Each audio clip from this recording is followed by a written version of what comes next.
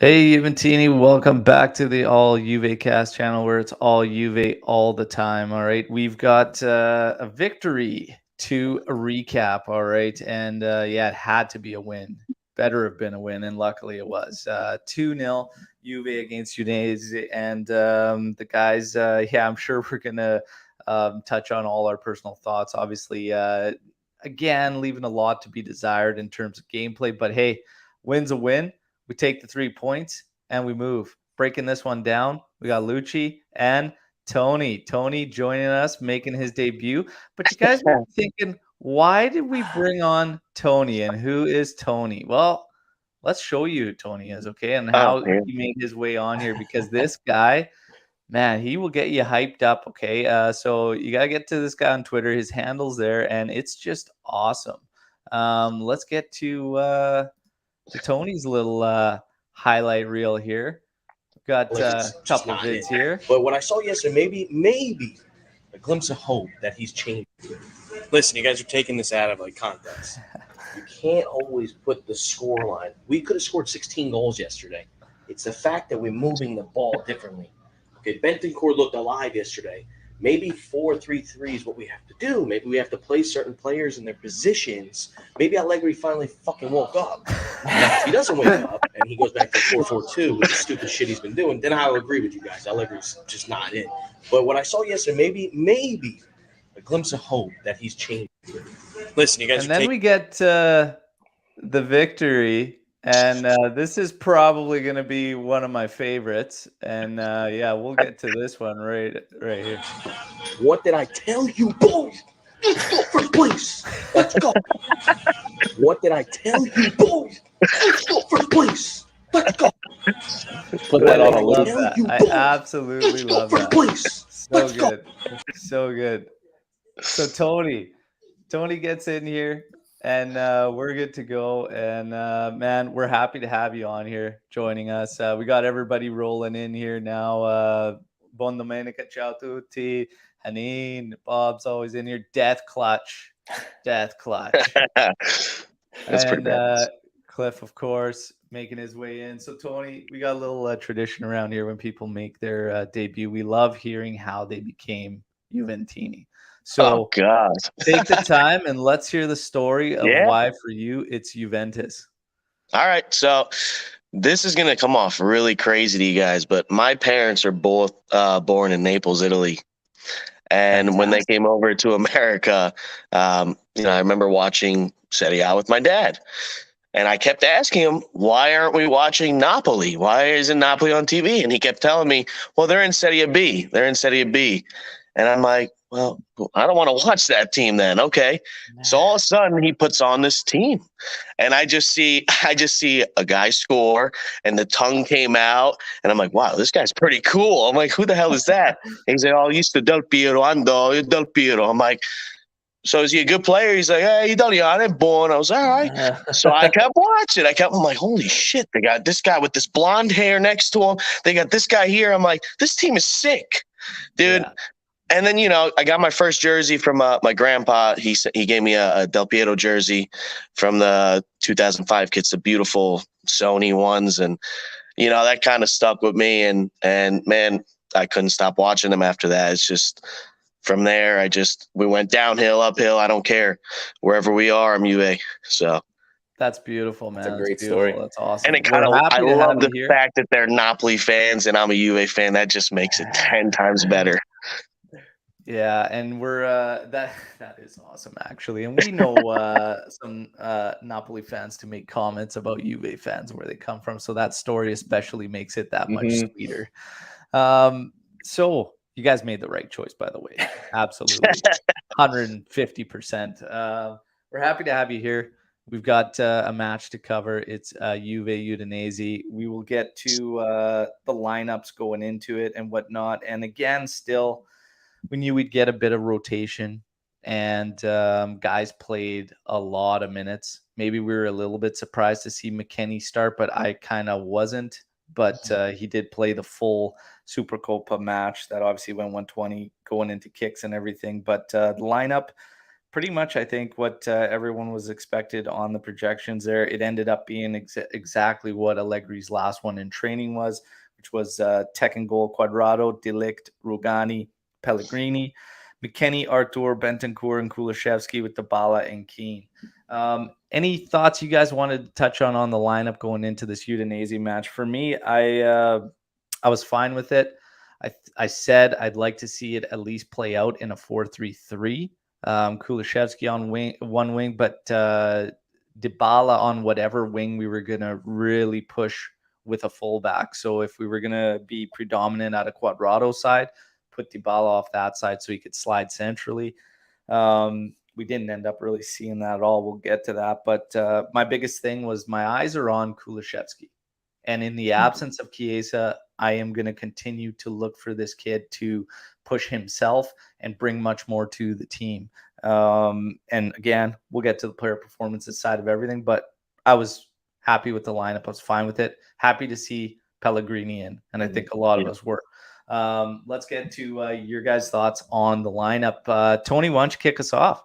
Yeah, man. I mean, listen, the lineup is going to keep changing with the injuries, and I can't say I didn't like the lineup yesterday. I'm still not a fan of Bentancur. Yeah, he had a good game yesterday, but I would rather see Arthur start over him in that spot. And I love McKennie. I think he's an absolute savage the way he's playing. Listen, the rotation's going to be there. We got a lot of games coming up. So the lineup for me was fine yesterday. Pellegrini starting over Sandro. We love that. And then Deshillo coming in at the end was awesome. I mean, the guy gives us that defensive fact, and he can come up as well. So I was happy yesterday, man. It was a great game. Yeah, there you go. Lucci, your thoughts on that lineup? Yeah, I think that was pretty straightforward for what we were expecting with the injuries and whatever. Yeah, I'm with you on that, Tony. Bentancur, I don't know. Some people thought he had a good game. I wasn't too sold on him. He was okay. He was okay at best. He had a strong first half. I'll put it that way. His first half was really strong. He broke up almost everything Udinese tried that was coming his direction. But you also need him to make a 5-foot pass too. That would certainly help. So many mistakes when he gets the ball. Yeah, but that's why I think it was more highlighted in the second half and why he got a drop off. Because in the first half, he was doing exactly what we needed. Win the ball, get it over to somebody's feet quick, Paulo's or whatever, and just be done with it. In the second half, it got a little bit more frustrating there. But yeah, we'll touch on all that. So great, we got the lineups. Let's get to the highlight reel. Okay, again, not a big one in this one, but we got some stuff to talk about. And it highlights kind of where some of the frustrations come from Juventini in terms of the gameplay and whatnot. But this match, oh man, classic Max. Classic Max. So kick it off, and Artur settles it in the center of the pitch here. And he kind of twisted and turned his way from the defender, finds Keane, who actually slots it over. Dybala does very, very well, traps it, and smacks it home there. Nice 1-0 lead. And Paulo starts looking for his friends. If this is how you look for a friend, how is he going to look at his enemies? This is Lord. Crazy. So I'm not buying that one bit. We're going to definitely touch on Paulo Dybala. But nice goal. And I think what I liked the most out of this one was the link up and using Keane, right? And him being quick about it. Because right now, outside of Morata, and even Morata struggles at times with the guys on his back, but guys like Kulishevsky and Keane, they struggle when a player is on their back. And that was evident in this match. It was highlighted very, very much. And they're just not making the decisions quick enough. And it's got to be much, much better and much more improved because, again, it's Udinese and a depleted Udinese that had a lot of injuries and whatnot. They've got to be able to carve this team up and take it to them. This was the way we should have been playing, trying to break these guys down because you knew they were going to park it, the fact that they were depleted, right?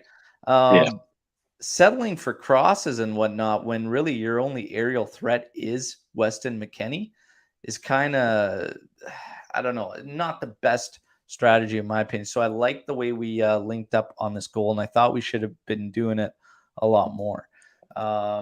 we get carried on here, and Rugani here. This is the one part about his game. While he has been he has been doing well in his minutes and whatnot. And I don't know if it's because now De Ligt is next to him or whatnot, is kind of like strange, but he had so many times he started reverting back to what used to drive me crazy about him, and that was allowing so much space and backing off defenders and whatnot.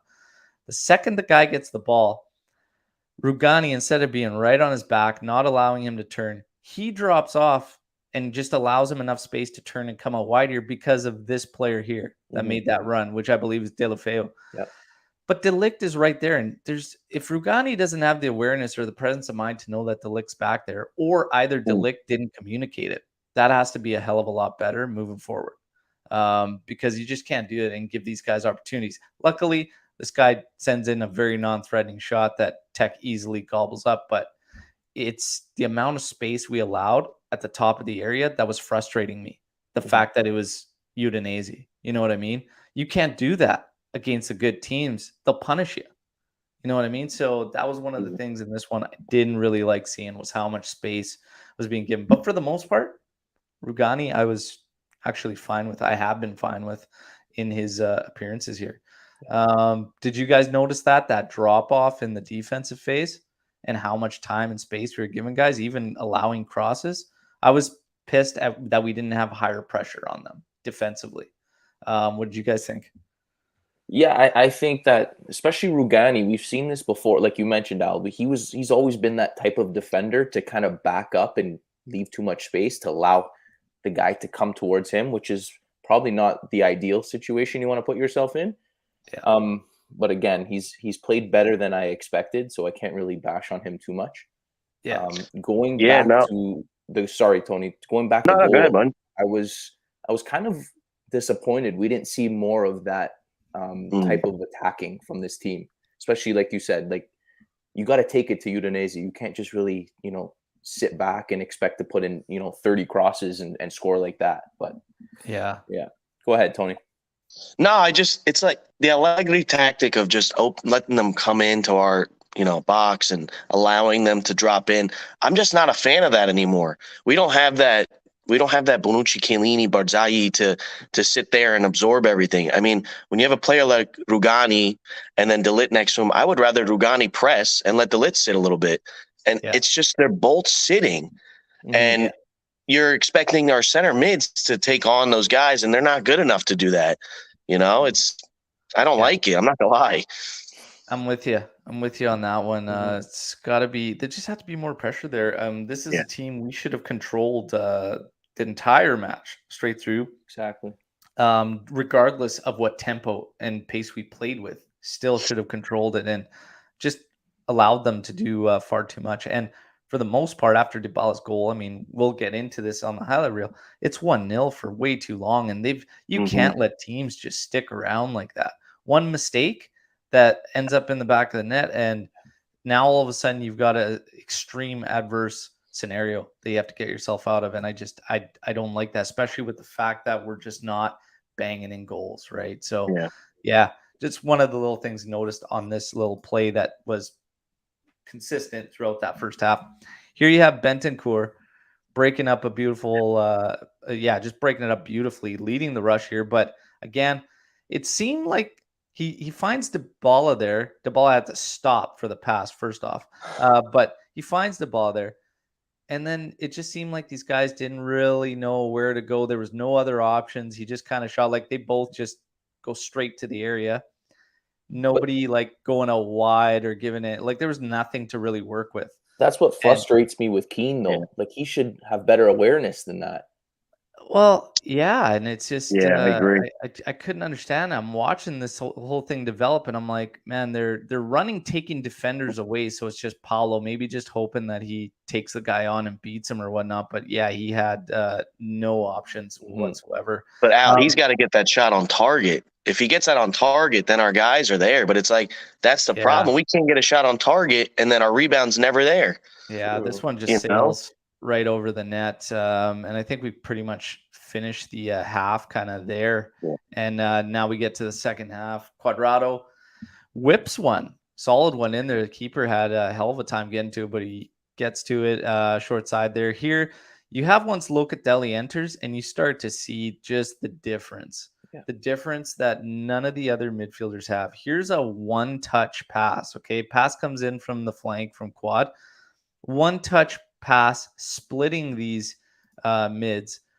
McKennie touches it into Dybala. Dybala back to McKennie. McKennie lays it off, and I thought this for sure would have been a beautiful goal, and Dybala just puts it wide there. But that's the kind of sequences you get, and this is why you absolutely, in my opinion, have to allow Artur and Locatelli to play, because Locatelli has to be out there, but he can't be deep lying. He needs to have some freedom to push higher up. And he's the only midfielder that even attempts one-touch passing and can actually pull it off. Yeah. And that difference of taking that touch and holding it, that difference in timing allows defenders to get in position, and he just doesn't allow them to do that. He's the only one with that ability. We have to get him out there quicker. Great sequence, though, but man, that deserved to be in the back of the net. Would have really helped my prediction, too. I had Dybala with 2 and McKennie with 1. I was going 3-0. Man. Then we get You were close. Dybala again, spreading it out. De Sciglio ends up coming in for Pellegrini. So Pellegrini had not his best showing, but not his worst showing. So De Sciglio comes in, and my God, he's ready to take that flank on every chance he got. And man, he was whipping in. He had about 4 money crosses before this one. And Dybala, again, just the vision, knowing where the ball needs to go, where it needs to be, finds De Sciglio. De Sciglio puts it on a platter for Big Mac, and Big Mac puts her home. 2-0, job done. Let's get the hell out of here. Okay, 2-0 victory. Juve against Udinese, and now we can break it down with our brief little summaries here. For me, simple. This is classic Max Allegri. Yep. Classic Max Allegri match. We went through several formations in this as he was making substitutions. Okay, Max is not going to have any issues with this. We all are, because it should be a team where we should be comfortably finding goals, and we have to get that confidence up. We have to get that sense of belief that we can start scoring multiple in any game against any opponent. So for me, the job's done. There's a lot of work still to be done. And again, the guys that I'm waiting for to, make that difference in Chiesa's absence now, I'm still not seeing it. I'm still not seeing it. And these fringe players need to pick it up. Keane, Kulishevsky, it needs to be more. Against a depleted Udinese, if you can't impress, that's not setting the tone for where we need you guys to be at, right? That's my only knock on this match. Other than that, very, very business-like. But I want to see Max get this team playing with more pressure from the back, winning the ball back quicker, controlling matches. I want to see him play Artur and Locatelli. Yeah. It has to happen. This nonsense of splitting them up has to stop. That's my 2 cents. Now let's go to you guys. Lucci, kick us off with your summary. Yeah, 3 points is 3 points. We'll take it. But my concern is that, looking forward into the rest of the month or rest of the schedule, it's not going to be this easy against Milan. They're going to threaten. They're going to, if you're only up 1-0, if they get one chance, it's most likely going in the back of the net. With that said, like Keane and Morata, both disappointing in my eyes, and we need to get those guys firing. You can't always expect Paulo to score every game. McKennie to score every game. You need your number 9 to get involved. So we need some confidence in those guys. We need to boost some morale. But yeah, we'll see. Yeah. Tony, summary on this one. Yeah, to summarize, 3 points, I'll take it. We don't get these opportunities all the time. So when we win. I'm always going to say it. McKennie is our star player. I mean, we got to get him up and with the ball. And like you said, if Locatelli starts, you could just see the game. I mean, the game is gorgeous how we played. It's the ball is him. He's our new Pirlo. We get him the ball. He spreads it left and right. Everybody's looking for him. Everybody's looking for Dybala, man. Yesterday I saw it. Everybody was looking for Dybala and Loca when he came in. And if we can get the wingers to put in the balls they're putting in right now, I mean, we're dangerous. We have a couple guys. Keane has to just be strong, man. Jump up there and win a header. I'm sick of seeing him go for them and he misses. Even Kulu's a big frame. Guy falls like it's nothing. It's like, wake up, man. You have your chance. And like I said it to Lucci in the beginning, Kulu starting now, so he has no excuse. If he don't step up, I mean, I'm done with him. Like, I'm not giving him much more time. This kid has to play. Yeah, we're gonna get really dissect Kulishevsky here coming up in a bit. We want to throw out the player ratings for everybody. Okay, the match stats too. We don't usually get carried away because it doesn't always tell the actual story of the game. And I think that Inter Supercopa is the most recent one I can think of that kind of tells you that, because if you looked at just that, you would call it a total domination, 73% possession, all this. But the stats don't really tell you the story because that game was for the taking. We just didn't have what it takes to muster up enough attack, right? A little too toothless. But stats in this one finish with 67% possession for Juventus. Okay, 33 for Udinese. 14 total attempts by Juve, 4 on target. Okay, Tony touched on it earlier. Hit the net. Start hitting the net. Start testing these keeps and get guys on there for rebounds. Corners 7-6. Way too even there for a team that got 33% possession. You know, it kind of tells you a story about, man, just easing off them, right? Allowing them too much. And for a game that's 1-0, I don't know. Corners, us on set pieces and defending, don't take that chance. Don't take that chance. But yeah, it's kind of where we finish up. We're going to give you our player ratings. This comes out from the team, goes on our articles that are on alluvcast.com. There's a ton of great articles on there too. So make sure you check that out. Tech 6.5. Not much action. Had to make a big save at the end to maintain the clean sheet. Quadrado 5.5. Not involved in the attacking phase as he normally is. An okay performance. Delict 6.5. Solid performance from the big man. A lot of key clearances and leading the team from the back. Rugani 6. Dead even. They all start at 6, right? So just dead even. Some questionable tactics throughout the game, but credit for the clean sheet. Pellegrini 5.5. Not really a great day for him, but not a bad day. Slight drop in the rating because he lost possession quite a number of times and was just forcing passes to nobody. This is another thing. It can be seen as a little unfair to Pellegrini when we're criticizing him on that, because a lot of the time what I saw in this one, we talked about just playing the game with such a slow pace. We highlighted it on our watch along. There was no off the ball movement, not nearly enough from Juventus to cause as many problems as we should have against Udinese. A lot of the time, our guys on the outside were getting the ball. There's nowhere to go with it, and guys are walking. And if we were recycling the ball to the back, everybody had to wait for players to get into position out wide. We were almost collapsing one side, and then when we swung it out, we had to wait forever for guys to get there. So if Pellegrini ended up getting the ball, he had nothing to do but come inside. The odd time, he'd take the chance and pop it over the top. Again, that organization, that setup has to be drilled in by your manager. Like you just can't leave that to freewheel by players. So we need more offensively in design is my knock. Did you guys notice that with the off the ball movement just being stale? To be honest, the only one I saw really making moves and runs was McKennie. Like Keane was fairly invisible, like I mentioned. Kulu as well. Don't know what to say about him, but I think it sums up perfectly. We spoke about this yesterday on the watch along when Dybala went to go yell at Cuadrado to tell him where to pass the ball. Like that should already be known where he needs to go and where it needs to go. Yeah. So there's definitely some frustrating moments in there. Yeah. So carry on Artur 6.5. Another good performance from him. It'd be nice to see him beside Locatelli for a match, okay? But he showed today why we can't afford to ship him out in January, and we will get to that too.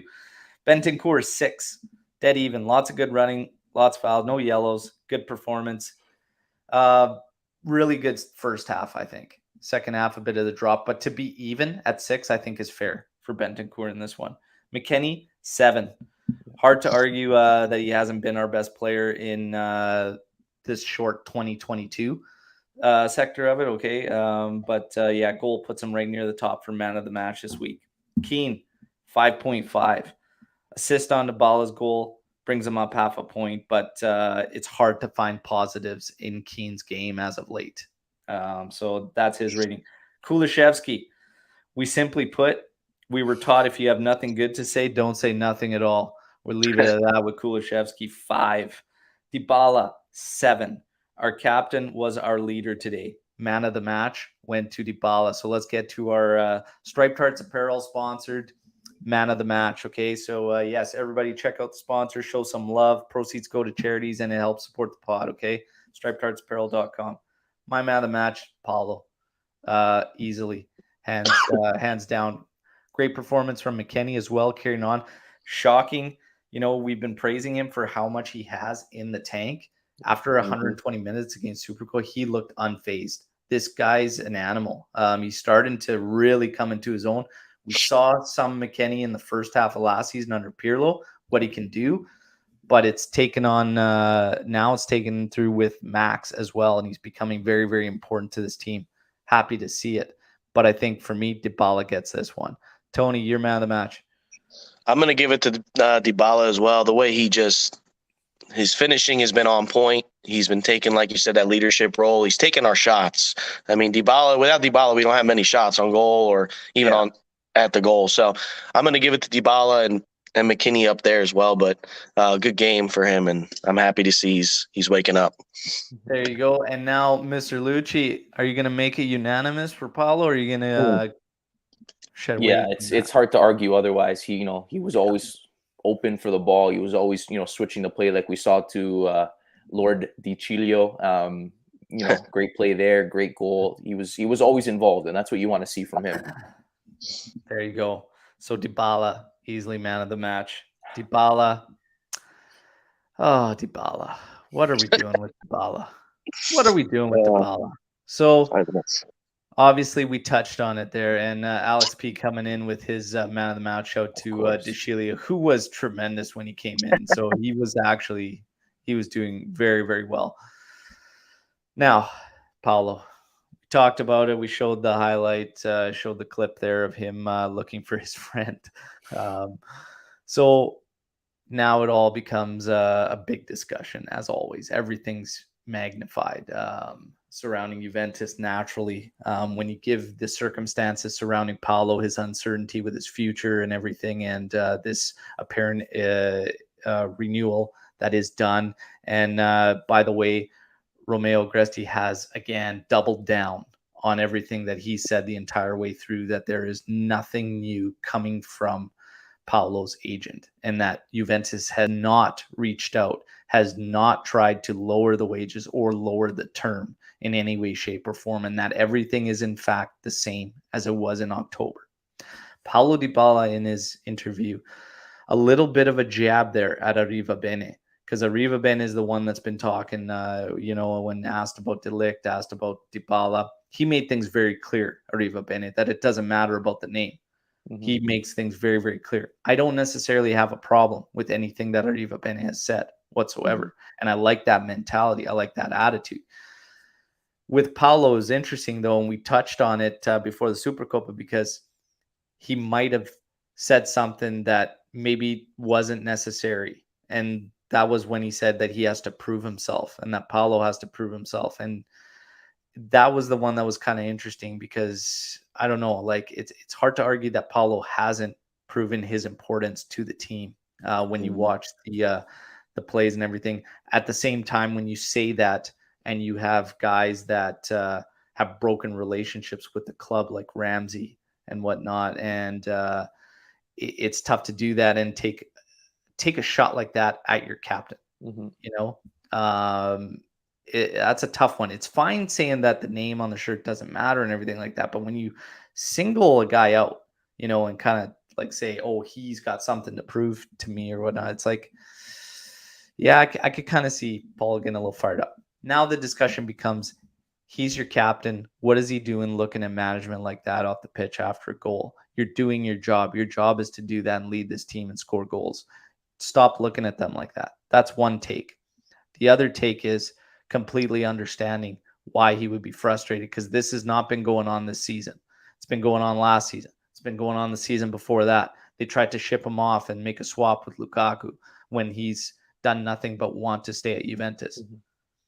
There's your two sides. Where do you guys stand? Who wants to kick us off on this one and how you feel about the whole Dybala thing? Tony, you want to go? Yeah, I'll go. That's fine. Listen, man, we're all Dybala fans. I mean, I love Dybala. I don't want to see him in another jersey. The guy has proven that he's good when he's healthy. That's always the issue that I have. When he's not healthy, we're paying a big wage and he's not there. It gets me worried. I mean, he's our star. So we can't go after someone else once we sign him. I mean, that's it. That's Dybala, and we can't afford someone big. I want him on the team. I just don't know anymore, man. I get worried. Like I said, we're in a crisis where we can't afford anybody. So if Dybala goes, I'll be very upset, but I'm not going to sit here and say, oh my God, we lost the best player. It is what it is at this point. I mean, it's up to management, whatever they want to do, where they are financially. So yeah, it's 50-50 for me, man. That's where I'm going to stand. Yeah. Tony, I think you said it pretty well. It's a tough situation, and the problem is, I find, is that this situation has been going on for too many years now. It's not like it's just been a couple months. It's not like it's been the beginning of the season. It's just dragging on, and it looks bad on both parts, realistically. Yeah. Yes, I do love Dybala when like you said, when he's healthy, when he's there, when he actually is performing, he's great. One of the best players in the league, no doubt. The problem is, can you really afford to tie up $50 million, overall to one player if he's only gonna, if he's gonna miss, 10, 15, 20 games every year? Like, that's something you need to consider. And I understand the management point of view if they're actually, considering of offering a different offer. But again, when he's there, he's almost irreplaceable, I think, for this team. Yeah. Now, again, we have some comments in terms of where he was staring and whatnot. And look, take the words. Okay. Words are, I don't know where we stand. Because he said the club wanted to push it back to February and March. And then specifically saying, I don't have nothing to prove to anybody. Take the words, everybody. Those words are not meaningless. It's cooking. Like, there's something cooking there. And I still believe he wants to remain with Juventus. I don't have any doubts on that he wants to remain at Juventus. I can't say I'm confident that the team hasn't pissed him off. Yeah. And honestly, like, again, you talk about how long this has been going on. This is yet another sign, and now a new board that is also doing the same thing that the previous ones were doing. And it's a little bit new, some of the same old guys, but don't walk around and say things, okay, and preach things. And this guy's the focal point of our project and all this and whatnot. And then you're not going to commit to him. If you're playing games with the guy, like, just flat out tell the guy, hey, you know what? I don't think we're going to extend you. And then just make up your damn mind. Either you're letting him walk or you're extending the contract.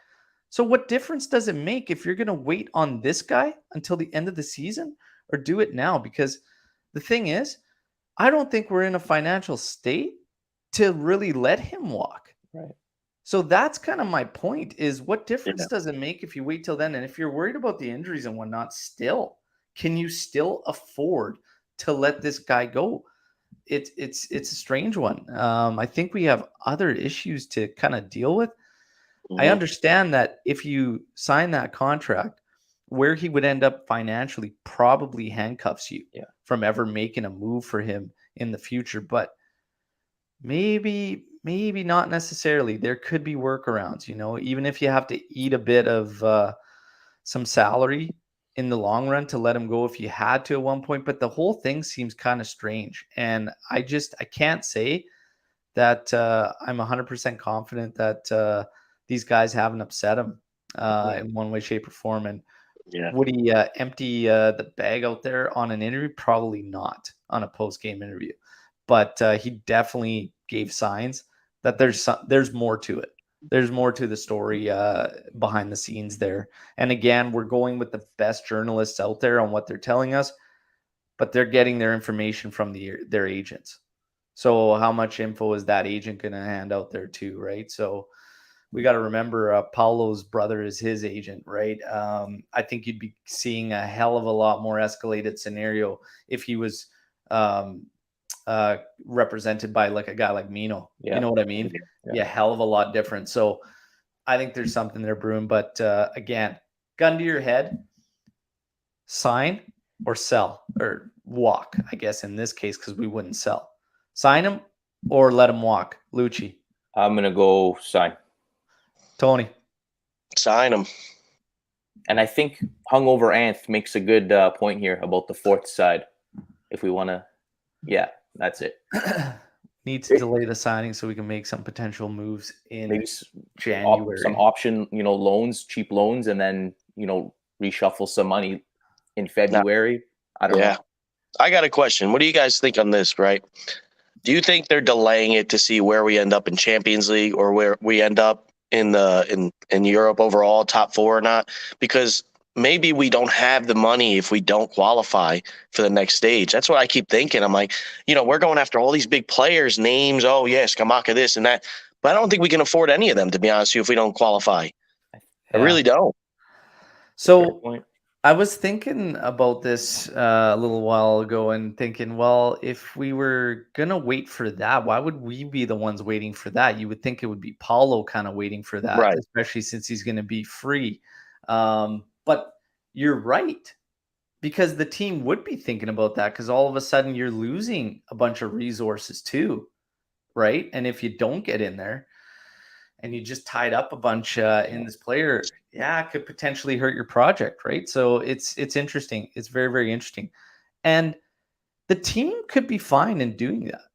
But I think they're not being straight up with Paulo, and I don't think they have been for a while. But I mean, if we think historically to what he's done, what he's produced, his numbers are always there. The only time his numbers faded were the season where I consider a wash, where you get COVID twice. Mm-hmm. I've talked to people personally that have experienced that and try to get back, and they give massive credit to the athletes who get back in there because it's a significant difference in your lungs and takes a hell of a lot of time to get back to where you were. I consider that a wash. You bring in Ronaldo, you make him the focal point. Dybala's numbers suffer. They did. But again, I just think how he's been treated. Let's put it this way, if we did the extension a couple of years back, there'd be no discussion. Like, everybody would have been like, oh yeah, this is fine, whatever.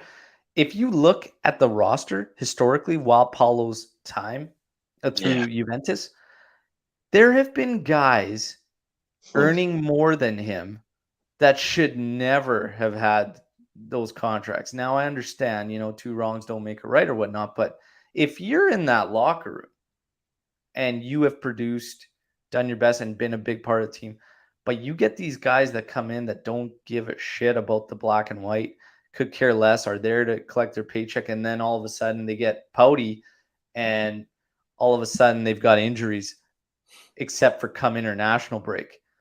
How's a guy supposed to feel? How's a guy supposed to feel? So this is an ugly, ugly situation. I think Lucci kind of hit it on the head. It's not looking good for both parties right now, and they just got to shit or get off the pot, basically. Mm-hmm. It's getting to the point where it's just frustrating to continually hear about and talk about whatnot. But let's carry on. Artur, move him in January, keep him around. That's the first one, right? Shoot from the hip. Tony. Man, I want to keep him. I really do. I like his movement, man. He's something we don't have. We need him. We really do. He needs to start. Simple as that. Put him next to Loca and McKinney. I think we got a trio. I think you two are going to go at it on this one. Lucci, move him or keep him? Let's go, Lucci. If you can get a real regista, get rid of him. Finish. He can't run. He can't defend. He can make a couple decent passes. I've never seen him switch the ball, which a regista should be able to do. Can't tackle. is 5'2". I don't know. There's not enough positives in his game for me to show that he's worth what he's making and what we need him to do. I don't know. It's like Lucci. I agree. He is a small guy. It's about the fact that when he gets the ball, he's so agile, where he cuts so quick, and if he just plays next to Loca, where he could just look around, he just needs to find Locatelli. We just need him to get the ball. He moves around and finds our guy, and then they make the pass. We don't have that right now. So that's an issue for me, because if you're playing him with Locatelli and you need Locatelli 10 feet away from him, you're still wasting Locatelli. You need Locatelli higher up. So, there's rumors of real registas out there, interest, whatever. Of course, that's great. Obviously, we don't know if we can actually afford them. I do agree with Edgar on that 100%. I would love that. But... yeah. So, listen, he stays unless there's a better player coming in. So, fact. That's it. I'll agree with that. I think the one thing that bothers me is the fact that we know what he stands financially. We're not going to get that move. Like, you're never going to end up getting a sell. So now what are we going to do? We're going to loan him out every single year, trying to make this thing work. Nobody's going to come in with an obligation again. It's too much. It's too much money. So I don't know. For me right now, the way the roster is, he still serves a purpose. And even if you go out and you bring in a defensive midfielder, okay, that can play that deep line to free up Locatelli, that guy's not going to play every single game. Right. He's not going to play every single game, so he's still going to need some coverage. And Arthur does just that. Even if he does just that, I'm fine with it. But again, this is just it sucks. He stands quite a bit of money, and in the books, he's a lot of money. And that was just part of that Pjanic swap. We all expected a lot more out of him, but again, this is not the position that Barca fans would tell you he needs to be playing in. Exactly. Because when he was coming to us, they told him, like, he's an 8. Like, he needs to play as an 8 and whatnot. Yeah. I never necessarily saw that in his game, though, but we've never really seen enough of it at Juve to really gauge, right? He got slapped into this role because he's so strong at possession, and all our other guys have not even been anywhere close to that, right? Mm-hmm. Until Locatelli steps in. And he could play anywhere across the midfield, right? The problem is right now we need Loca up forward. We need him pushing up out of the Mezzala role. So I keep him around right now. Also because I don't want to jump the gun on any moves, because I think Juve is going to do their damage in the summer, to be honest. And Tony brings up a great point about maybe just waiting to see where the chips fall come into the season, right? So be interesting to see what happens there. Kulusevski. Move him. Keep him around. I think for me, real quick, with Chiesa out, it can't be now. But I think come summer, I'd feel pretty confident moving the kid on. Lucci, move him. Keep him. Yeah, hard to argue that. You just, right now, you can't afford to let him go because you got no one else. Yeah. Tony. I hate him now, man. I used to try and stick up for him. I can't stand the way he plays, man. I know, such Tony, a big body, just cries, man. Just move. I don't know. We'll keep him for now. Hopefully he makes something happen so his value goes up, but what are you going to do? You have no choice. To people that are defending him right now, I'm getting a lot of messages saying, look at Vinicius Jr. with Madrid, and they had to wait 3 years. Are we jumping the gun? And everybody's saying we would be doing the same thing with Kulusevski.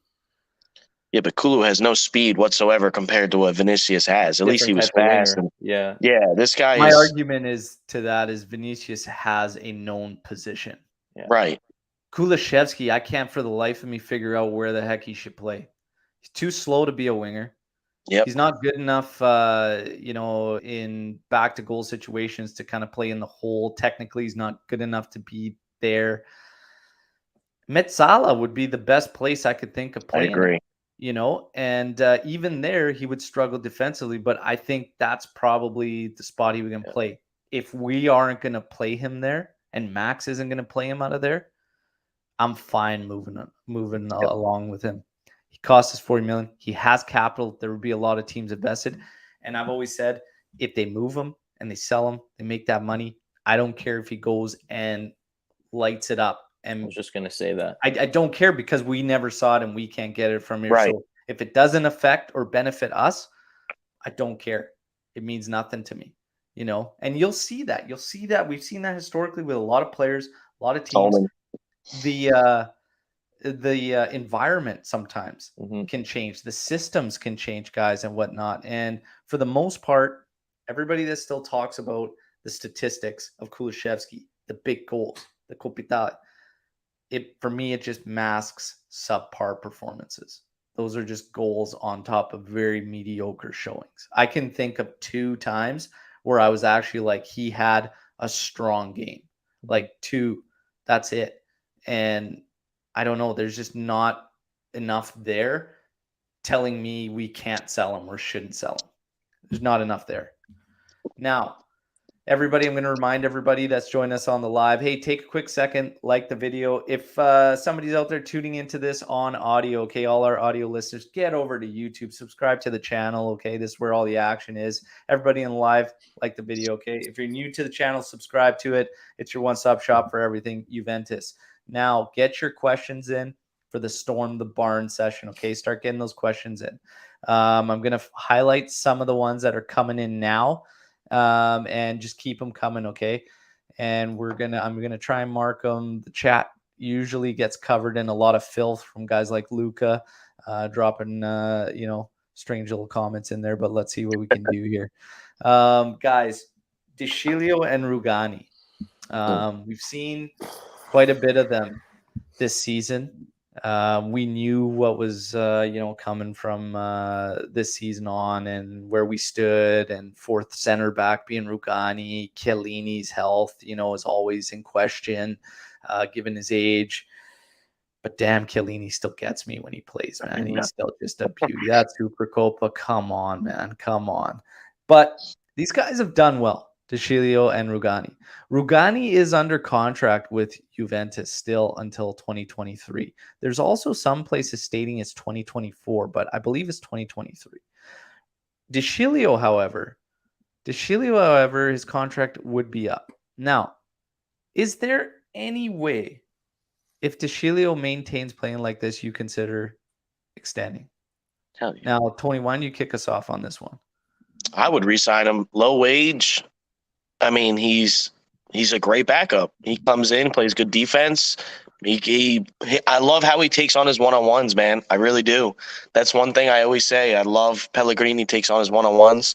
And then even Rugani, we re-sign him at a lower wage. Good backup. I don't care. I mean, he does the job. You don't need him to do, what the lit does. He does his job. It's good enough. So I'm cool with both of them. There you go. Lucci. If you asked me at the beginning of the season, I would have said absolutely not. Me too. But you know what? I think we need to move Sandro, preferably, some way, somehow. And I would consider maybe a short, like the Juan contract, a year plus an option for DeCilio. I think that would probably be a best option, so we don't have to go out and spend too much money to fix up the back end. Yeah. And I think, again, given what we want to do and the moves, you maybe do want to keep some of these light wages around, right? Especially if they're playing at a level where it is serviceable. To DeCilio, it's actually more than serviceable. I've been shocked with DeCilio this season. So credit to Max on that. He's doing a good job there. He seems to be the only one that can get that out of DeCilio, and we can take it. And if guys aren't an issue come the end of the season and they keep giving us these performances, then we're fine. And let's not make problems that aren't actually there, right? Let's not add to the list of what this team needs to do as far as additions go, right?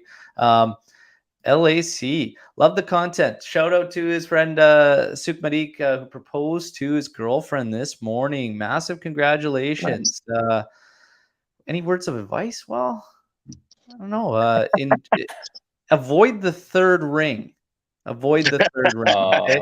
Get the engagement ring, the wedding ring. Avoid the suffering. Okay? No, I'm kidding. Happily married. All the best. Okay? All the best. Let's get to some questions on storming the barn. Okay, we got some questions coming in here. Let's kick it off with Eggers here. Do you guys see Pogba at Juve in June? I don't, but I would love to. Are we no straight across the board? Can't No. see it. Can't see it. No. Yeah. Sorry, Egger. I mean, I'd love to. Don't get me wrong. Would love to, but can't see it happening. Can Keane play on the wing? I think it should be attempted. Yeah. Should be attempted, in my personal opinion. I think so. He did it at PSG, I think. And Yeah, I he think did he it did quite pretty well. well. So Yeah, we've been talking about that a lot, highlighting Keane, and just I don't think he's the guy yet, anyways, that can lead that line. But I think, in a two-man pairing up top or even off the wing, I think he can give you some numbers and some contributions. He needs to run at players, right? Right. He can't play, post up and back to goal. Like, that's just not his thing. So unless he improves drastically like that, can't see it. But let's see here. When are we doing a Spanish show from our boy Francisco? Well, tell you what, man, you start those lessons, we'll take them, and then we'll see what the time frame is. Or Francisco, hey, you're part of the team, man. Run a Spanish one. Who cares? Let's do it. KM, are we having a meeting with Sassuolo for Scamacca to try and get a pre-agreement? They are super hot on Scamacca. Yeah. Juve, everybody's been like tipping this one off. Shira, Romeo, Mirko, Albanese. Like, it's at the point I can't see us not getting Scamacca at this point. Now, do you guys think? Let's throw percentages on how confident we think Scamacca's. I'm gonna go out there and say, like, I'm at 85% right now. Like, Scamacca's coming. Feeling optimistic this morning, yeah. Lucci, you don't think Scamacca's coming? I'm good with him coming. I just don't think it's that high of a percentage. I don't know. I think he's coming, man. I think they're not going to be able to swing the Vlahovic one, man. I would agree with that. Yeah. Okay, Yeah, I'll go 70%. 70, Tony. yeah, see, I'm still at that low end. I'm 60-40. It all depends on what we do, man. That's the way I'm going to say. I'm going to stick with that, because if we don't qualify, we don't have money. And then we're going to do another 5-year loan obligation to buy. If that works out, I'm cool with that too. I mean, yeah, and I hear you, but I think the 40, I think that's the big kicker, is the fact that he's half the price of the other guy that's You're right. really in the running, right? And he's Any strong. of the other offensive target. Here's my thing, though. This drives me nuts. The second Chiesa went out, we should have just jumped full assault on Alvarez, in my personal opinion. Yes. At that 25, 30, whatever, because I think he's different than Scamacca in a sense that Alvarez is much more versatile. Yeah. He's not so just your true prototypical 9, which Scamacca is, but he's versatile. And I think in our team, that helps us more because of the fact we're still trying to find an identity and whatnot. I would have went full assault on Alvarez the second Chiesa went out. But that's just me. What do we got here? I think Anthony's got Storm the Barn question in here. How much rotation do you implement into the lineup for Coppa Italia this week? So we were going to cover Coppa after Storm the Barn, but great question, Anthony. And let's get to our thoughts on this. I think there's going to be a healthy rotation. Kyle George needs to start, in my opinion. Yeah. What do you guys think? Yep, absolutely. Agreed. Yeah, let him fly.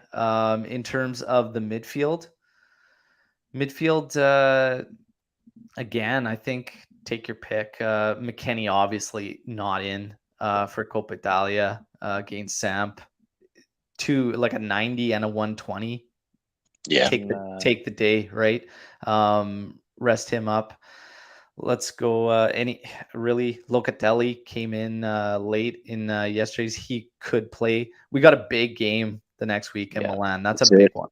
Yeah, that's a big one, right? So I think any of your key guys that get in there, I'm happy with rotation. I think we'll see a good amount of it. I've got eyes out for Danilo and his health and his situation. Because if Danilo can slip some minutes in, I'd like to get him a few in this Coppa Italia match just to kind of get him some minutes, because you never know what happens with Milan. tough games. He could help swing things too, because he gives you that option of sliding Cuadrado up forward or whatever. It just gives you coverage on left or right side, right? If he's fit, let's get him some minutes in this one, I think. You guys agree? Yeah, absolutely. Yeah. I think maybe get him 20 half an hour if he's capable. Yeah, absolutely. 20 to a half hour, I think, is good, but I expect a big rotation for this Coppa Italia match. Yeah, I'm thinking you see Artur, Rabiot, and probably Bentancur in the middle. Maybe Cal, Kulusevski probably, and someone else up top. Maybe Morata. And I think so too for Kulu, like against Samp. It's Coppa Italia. I think we got to get him going. We got to get him firing. Yes, and sir. these guys aren't going to get firing sitting on the bench. The thing with Morata not playing, whatnot, do we get him in there just to keep him a little bit, keep him on edge a bit heading into Milan, like maybe second half sub, right? Just to get Morata some runs in, right? Hopefully scores that way. Yeah. But let's get to some more Storm the Barn questions. So yeah, we expect a solid rotation for that Coppa Italia match. Oh, Ken Sule. Where are we at here? Can Sule get a chance versus Sampdoria? I wouldn't mind it, and I don't see why not. Yeah. Sule, I would love it. I mean, a lot of us said when Case went down, Sule should be on the bench and should be an option to step in there for some minutes. Coppa Italia is exactly the match. Maybe not the start.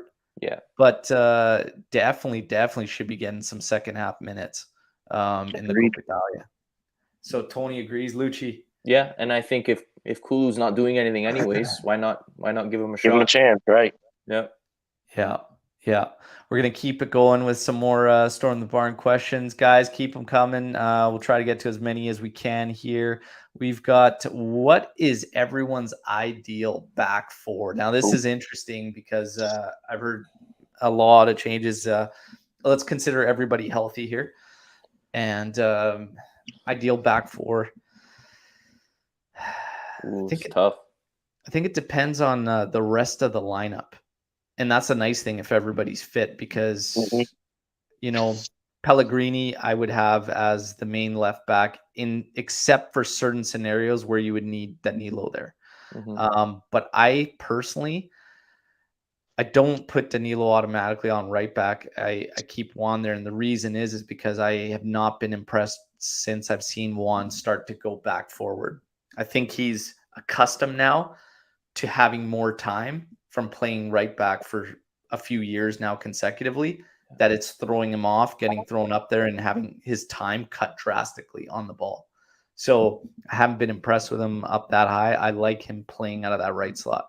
So for me, Danilo, I use him to support Pellegrini on the left side. So, and it depends on who you play and who you need, right? And even the midfield changes whether I go Pellegrini or Danilo. So center backs, it is so hard to deny Chiellini if he's fit, man. And especially in big matches, it kills you. Like De Ligt's a lock for me. De Ligt's a lock. He's a beast. Bonucci, his ball playing can come in big at times, but it's hard for me not to just say Chiellini, De Ligt, like in go-to big matches. I'm fine with those two, but there's a nice offset with either Chiellini or De Ligt next to Bonucci. Right. There's just a nice offset there. There is some awkwardness sometimes between Bonucci and De Ligt because both of them like to be the guys that sometimes clean up. Yeah. And with Chiellini, you don't get that. Nope. Chiellini is hard-nosed, like he's going out there. You just have to fill in the gaps behind him, right? Tough one. Gun to my head. Cuadrado, Bonucci, De Ligt, and Pellegrini. Probably my four that I would go with. Tony. I'm honestly gonna go with what you. I like Chiellini over Bonucci, man. I just think he brings a different game, and I like his runs. He makes those runs forward, and I like Chiellini there. I'm gonna be honest with you. Pellegrini is offensive, right? So against a team that lacks speed, that we lack speed, I would bring Pellegrini. But if not, De Gea is my guy, man. The way he's playing, I would start him right now. He looks good. And then obviously De Ligt and then Cuadrado. I'm not a fan. Danilo's too slow back there, man. I'm not a fan of it right now. I like the speed that we have on the wings with Cuadrado, Pellegrini, and De Gea. I really do. There you go. There you go. Lucci? Fair show. We might have all three different. I think I'm gonna throw this suggestion out there, guys. I'm gonna go Danilo, De Ligt, Chiellini, Pellegrini, but I'm playing Cuadrado ahead of Danilo, and I would strongly consider playing Bonucci as your regista. I wouldn't mind that. You need someone to play the ball. Yeah. It gives you freedom to get Locatelli up there. It gives you McKennie 100%. to get up there. A little bit of defensive coverage. Yeah. I don't know, man. And then what? Do we drop to a 3-back in a way? Well, like when you're defending, it could drop back to a back 3. But when you're pressing, it's like a 4-3-3 pretty much. But see, Bonucci's his abilities is in his passing, not his defending. We've seen one-on-one. I don't know. I would give it a try. I would. Yeah. What do we have to lose, Al? Right? I mean, we don't have one. What do we have to lose? I hear you. It's cool though that everybody's thinking a different way. I like that. Yeah. That's what it's all about. Let's get to another store in the barn on Moro. Scamacca and Fratesi or Vlahovic. Jeez. So gun to your head, storm the barn, Lucci. Option A. Option A, Tony. Yeah, I'm with it. 2 players over 1 any day. Yeah, cost you about the same.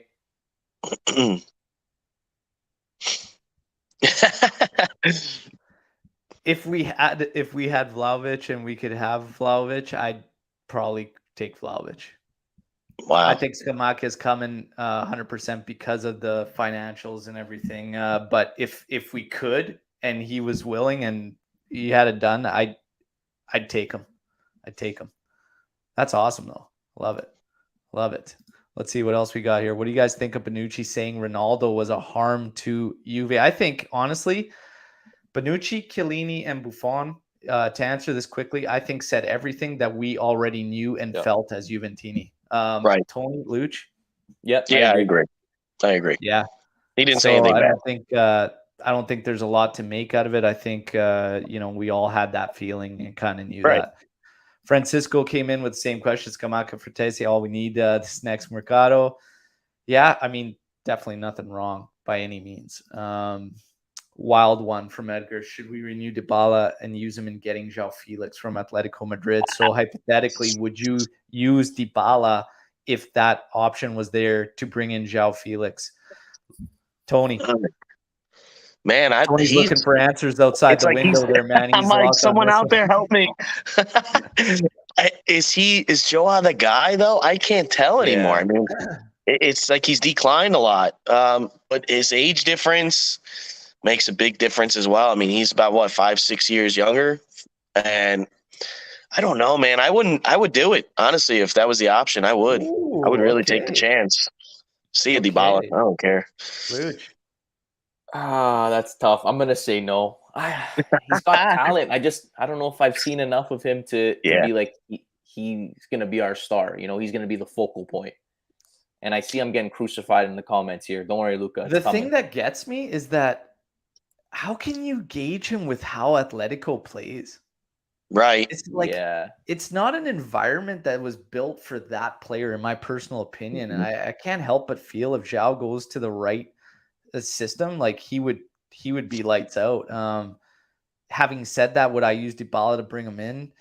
No, because we still don't know. Maybe Atletico is fine for him and it's just him. So I'd probably just stick with what we know and what we got. Because when he's fit, Dybala, and when he's in the mood, unplayable. So I think we stick with what we got there. Let's see here. Oh, I think we had one from Anthony here. Guaranteed win versus Milan next weekend. Who's throwing out the guarantees here? Tony, are we winning that game? That's tough, man. It's a team that we know we need to win. I mean, it's simple as that. We have to go in there and win. Milan, it's just their midfield.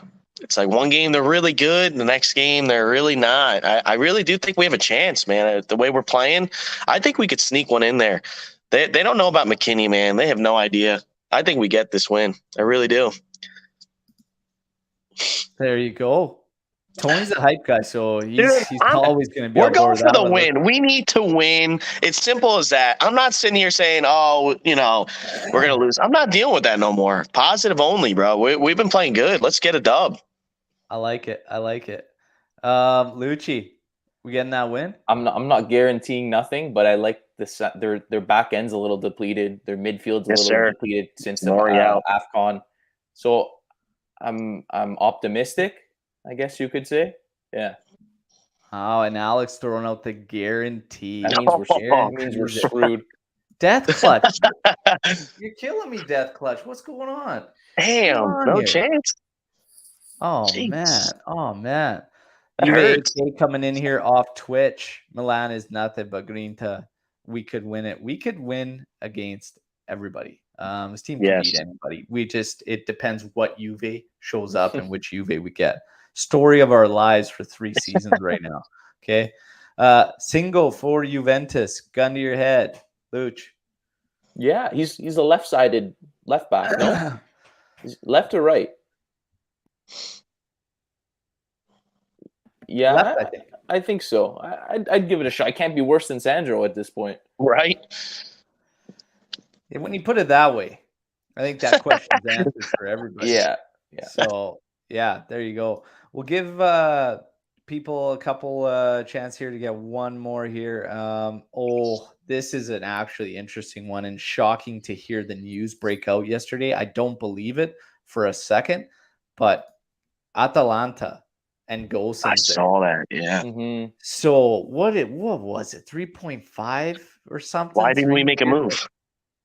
Do we pounce? Would you pounce if you're a Juve? 100%. Yeah.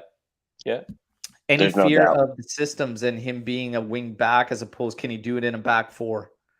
I think he fits our system perfect. He loves to get forward. He can score goals. I mean, this guy could play both sides too. He could play in the midfield. I mean, I would take him for $3.5 million. I mean, damn, that's nothing. Yeah, it's interesting. Lucci. I think if Max wants to keep this somewhat, 3.5 back, hybrid defense, he'd fit right in as long, you keep Danilo on the other side to hang back. I think it could work. Good point too. He plays left back for Germany. Yeah, good point. So there you go. Now, last one, I guess. Kalulu over Singo. Lucci. It's Tony. No, there's a couple of no's, it looks like. I really like Kalulu. Tony didn't even have to go to the window for this one. There's just straight up no. The window. No searching for answers on that one. Is no, flat out no. Lucci kind of seems on the fence. Yeah, I don't think so. Yeah, no. But to each their own. Guys, had a ton of fun covering this one. The Storm the Barn section's always great. Now I want to finish up real quick here on how you guys feel about this Juventus this season, how you think the season's going to play out, and where you think we're going to realistically finish and whatnot. This came up in our group chat, our all UVcast group chat yesterday, because there's a couple of us, I guess there's only 2 of us, me and Rap, that are just those diehards that were like almost fools because we have such a strong sense of belief. Anthony can be in that mix too. Because everybody else stinks when you talk to Anthony, okay? But this team, if you show me an 8-point gap to the top, even with a couple games in hand and whatnot, I still refuse to just die and just think that's going to be it. So much can change. We still have 16 games to play, okay? So there's so much still left there for the taking. What do you think about this Juve squad? Where do you think we are going to finish when the dust settles? Tony. I think we have it in us to grab a top 4. And I'm not going to sit here and say we can't win and get top 2, but it's hard, man. It really is with the way we play. Like Lucci said, it's like one game we're really strong, the next game we can't score a goal. I have confidence that we can finish top 4. Like you said, first place is not that far away. We need a lot to happen. We really do. But hey, if we get first place, I'll be satisfied. I just want a top 4 for the Vikings, and I think we have a good team, man. I think we're underrated. I really do. I think that's why we are the way we are. We're underrated. We're underdogs, and I think we can go far in Champions League. I don't care what anybody says. I like our team right now. There you go. And you're the hype guy. You got it. I need you there. Lucci. Yeah, I'm on the opposite fence. Sorry, Tony. We can't score goals, unfortunately, unless Dybala's, scoring some beauties. Morata, Keane are way too unreliable. With that said, I think, we should be happy with top 4. That's where I see us, that should be our goal. I don't see Inter dropping too many points the rest of the season, unfortunately. Hey, first place. This is too much to dream. Hey, dreaming is free, my friend. Dreaming is free. Okay. Keep the dreams alive. Anything can happen. Right. But realistically, Alex P coming in here saying top 2 might be a stretch, but I'm certain we get top 3. I can't help but agree wholeheartedly in the words of Bernardeschi after the Supercopa, saying if we played with that drive, and that effort, we'd be in a different spot right now as it sits in Serie A. Yeah. We've got it now, and this is now again a few matches in a row where at least that work rate, at least that grinta, at least that fight is there. What scares me is that it's only a piece of the puzzle. Dybala's words were also interesting after the match yesterday. And I don't know if you guys caught this little tidbit there, but when he said, look, we don't play good football and we need to outwork teams and we need to work hard and grind. A little piece of me died because there's our most talented player realizing that Max is probably changing him too and just saying, hey guys, like this is it for us. I'm bothered by that because you can't just accept that. Mm-hmm. You can change how you guys play, and it's a coach's job to do that, but it feels like now maybe the message is to the players, and I could totally see it from Max because we're seeing it on the pitch where it's just like, hey, if you guys want to win, you're just going to have to grind and grind and grind and grind, and we're going to keep going out there with no offensive strategies and ideas and whatnot. We're just going to bank on hard work. Mm-hmm. Those words kind of bothered me, but they give me this bad feeling about the optimism that I carry naturally towards Juventus and saying that, hey, I actually think Juve will finish top 2. But hearing things like that makes me worried. I say we're in top 4 comfortably. We will get top 4. My heart says we'll finish second and maybe closer than most think to top spot. But what do you guys think when you hear Dybala saying those words? Yeah, I saw that yesterday, and honestly, I think it kind of bothers me a little bit, to be honest, especially when Max, how he does his post-match press conferences. He's always trying to be positive and boost his players even though they didn't play well. I think Dybala kind of just threw everyone under the bus a little bit. Like, I know we all see it. We all see how they play, and it's not appealing to pretty much anyone. But I think you got to go out there and be like, this is Juventus. We fight. We play. We do our things things to boost the confidence of the team rather than just be rather blunt about it. Yeah, especially as a captain. I mean, you're the captain of the team. You don't want people to feel bad about themselves. We know we're not playing at our best, but you got to motivate the team. I mean, that's why I love DeLitt. His conference was straight to the point, just the way he talks about us. And I think that's why. I think it's being drilled home by Max, to be honest, because I'd be surprised these guys finally Dybala's never really been one to kind of talk like that, right? So it's kind of weird. It's just the whole thing's strange, right? But nonetheless, it's great to hear where you guys think we're going to finish here. Real quick, Villarreal Champions League. Are we going through? This is my storm the barn question to you guys. Tony, no nonsense. Hell yes. Hell yes. We're going to show up. we're not gonna smack them. I'm not gonna sit here and say we're gonna kill them. We're gonna outplay them. Max is gonna outplay Emery. I'm telling you, I just have a good feeling, and we're closing in on just where we're supposed to be before that game, and I'm confident, man. I'm confident. I think we win this. There you go, Lucci. Yeah, I think we can pull it off over the 2 legs. Yeah, I agree. Yeah, Villarreal's playing well. Yeah, they are. Batting goals and whatnot, but everybody throws that league at them for shade and whatnot. It is what it is. I really personally don't care.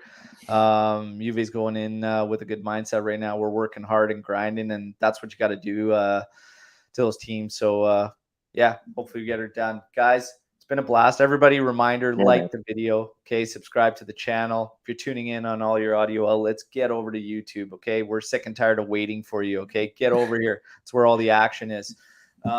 Tony, an absolute pleasure. Okay. Yeah, man. Thank you. We're gonna definitely do it again. Okay. Absolutely. Future. Lucci, it's decent seeing you. Okay. Take it easy. No, as always, a pleasure. Everybody in the live, you guys are amazing. Great storm the barn session today, and we'll be back. You know where to find us. Match day live for the Coppa Italia against Sampdoria. Okay, 8:30 a.m. Eastern time. We'll be here. We'll be waiting for you, and we'll get you pumped up for that one. And we're going to leave you with our main man, okay, on the hype train. Okay.